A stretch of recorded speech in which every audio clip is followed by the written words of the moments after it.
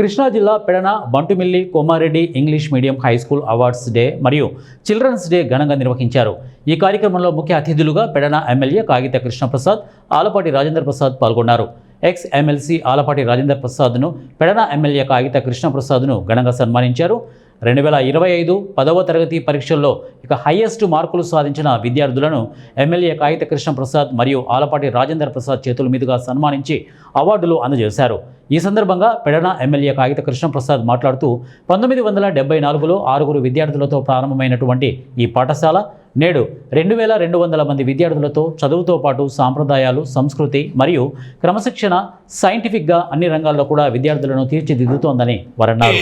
మన యొక్క కృషి ఏ రకంగా ఉండాలి, ఈ సమాజానికి మన యొక్క సేవ ఏ రకంగా చేయాలి ఈ విద్యా విధానంలో అనే దానికి మీరు you have to draw a line. అందుకే యాక్టివ్ బేస్డ్ ఎడ్యుకేషన్ అని చెప్తూ ఉంటాం. ఆడతా పాడతా లేకపోతే వాళ్ళతో పలికిస్తూ ఆ రకంగా వాళ్ళతో పలికించడం అనేది కాదు, అందరితో పలకరించాలి, అందరినీ పలకరించాలి, అందరి యొక్క మనస్తత్వాన్ని తెలుసుకోవాలి, మానసిక స్థితిని తెలుసుకోవాలి. ఆ రకమైనటువంటి స్థితి నుంచి వాళ్ళని పెంచాలి. మనం ఎక్కడి వరకు పెరగగలిగితే అక్కడి వరకు పెంచాలి.